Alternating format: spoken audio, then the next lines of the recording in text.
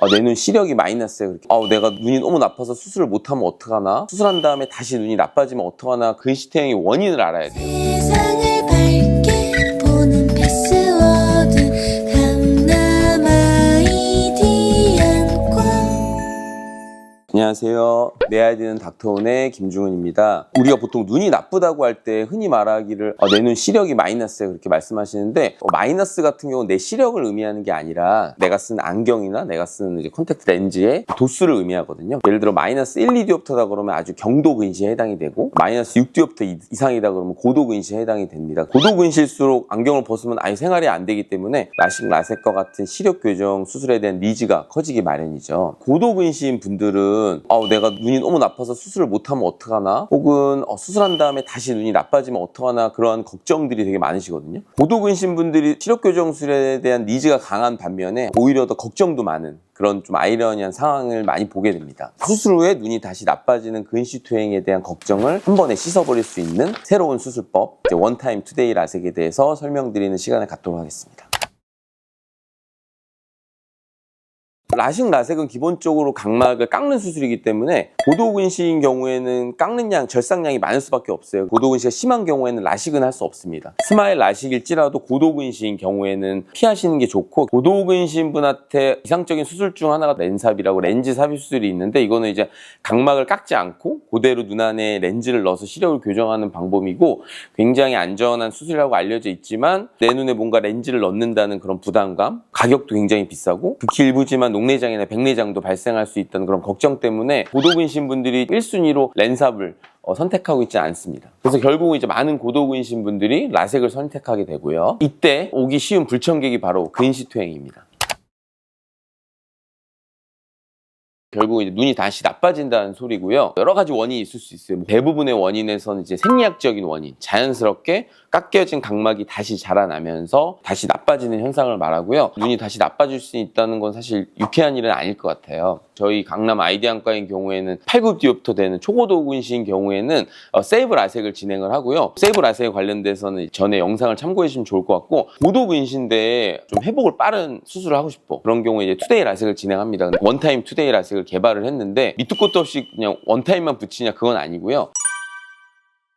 일단은 근시투행을 막기 위해서는 근시투행의 원인을 알아야 돼요. 한 가지 논문을 좀 소개해드리면 근시투행을 유발하는 위험인자를 3가지를 들었어요. 첫 번째는 도수가 높을수록, 즉 절삭량이 높을수록, 그리고 이제 광학부가 작을수록, 그리고 이제 수술 중에 눈이 움직임이 클수록, 이 3가지 위험인자를 주로 들었고, 결국은 이런 위험인자를 줄이면 되는 거 아니에요? 그래서 이 위험인자를 바탕으로 이걸 줄일 수 있는 방법을 많이 연구를 했고, 거기에 따라서 이제 원타임 투데이 라섹이 개발이 되었습니다. 시력 1.0을 기본으로 전제 조건으로 깔고 절삭량을 줄여야 되잖아요. 절삭량을 줄이려면 제일 중요한 게 이제 노모그램이에요. 노모그램이라고 하는 거는 엑시머 레이저에 기입하는 이제 도수를 노모그램이라고 하는데, 저희 강남 아이디안과에서는 딥데이터 기반의 AI를 활용해서 노모그램을 최적화해요. 같은 고도근시라도 절삭량을 최소화하는 시스템을 개발을 했고 근시투행을 최소화할 수 있도록 노력하고 있습니다. 두 번째는 광학부예요. 광학부가 작을수록 근시투행의 확률이 높아지니까 그러면 광학부를 무조건 늘리면 되지 않냐 그렇게 생각할 수 있는데, 가장 문제는 뭐겠어요? 이제 광학부를 늘리면 절삭량이 많아집니다. 그러면 다시 되돌이표가 돼요. 광학부를 늘리면 근시투행의 확률은 줄어들지만 절삭량이 늘어나서 또 근시투행의 확률이 늘어나고, 수많은 이제 딥데이터를 기반으로 해서 최적화된 광학부를 찾는 거죠. 빛번짐도 덜하고 절삭량도 적어서 근시투행의 리스크를 줄일 수 있는 최적의 광학부를 저희는 찾아서 원타임 투데이 라섹을 개발하게 됐습니다. 그리고 이제 안구 움직임을 저희가 최소화할 수는 없어요. 수술 중에 안구가 아예 안 움직일 수는 없거든요. 미세하게 움직입니다. 우리가 보통 움직이면 양 옆으로만 움직일 거라고 생각하는데 그게 아니라 눈은 이제 롤링을 해요. 현미경으로 보면 눈이 정말 이렇게 돕니다. 안구의 움직임을 없앨 수는 없지만 움직임에 대항할 수 있는 아이 트래커 시스템을 최적화하는 방향으로 근시투행 확률을 줄일 수 있습니다. 저희 강남 아이디안과에는 이런 아이 트래킹 기능을 극대화해서 1050Hz까지 잡아줍니다. 마지막으로 이제 각막 강화술이죠. 각막 강화술이 보통 각막을 강하게 단단하게 만들어줘서 수술 후에 이제 각막의 내구성을 증가하는 역할도 있겠지만, 더 중요한 게 있어요. 근시퇴행 확률을 낮춰줍니다. 그래서 각막 강화술을 하게 되면 각막의 구조가 촘촘해져서 눈이 다시 나빠지는 확률을 거의 50% 이하로 줄이기 때문에, 다시 정리를 해보면 저희 강남 아이디안과에서는 근시퇴행을 낮추기 위해서 첫 번째는 이제 최적화된 절삭량, 그리고 이제 최적화된 광학부, 아이 트래킹 능력을 극대화해서 안구 안정성을 확보했고, 마지막으로 이제 각막 강화술을 시행해서 근시퇴행의 확률을 지극히 낮췄습니다.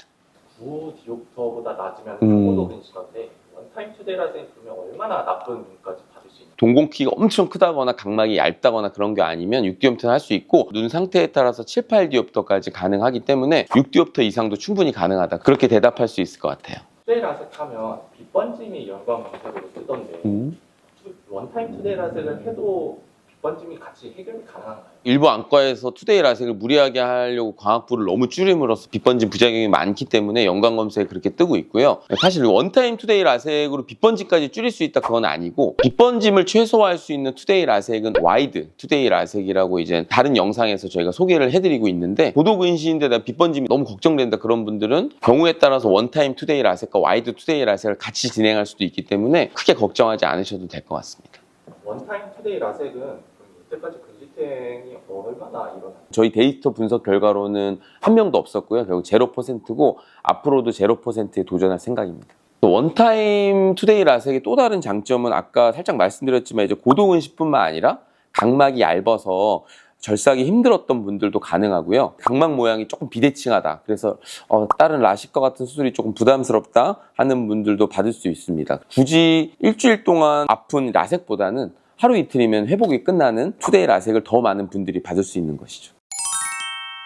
오늘은 이제 투데이 라섹 중에서도 근시퇴행의 확률을 획기적으로 줄인 원타임 투데이 라섹에 대해서 좀 알아보는 시간을 가졌고요. 고도 근시인데 내가 너무 근시퇴행이 걱정된다, 그리고 이제 너무 내가 각막이 얇거나 혹은 라식과 같은 수술이 좀 걱정되는 분이라면 언제든지 저희 강남 아이디안과에 방문해 주셔서 투데이 라섹, 특히 이제 원타임 투데이 라섹에 대해서 상담을 받으시면 훨씬 더 그 걱정을 덜을 수 있을 거라고 생각이 듭니다. 다음에도 유익하고 알찬 정보를 가지고 찾아뵙도록 하겠습니다. 오늘도 잘 봐요.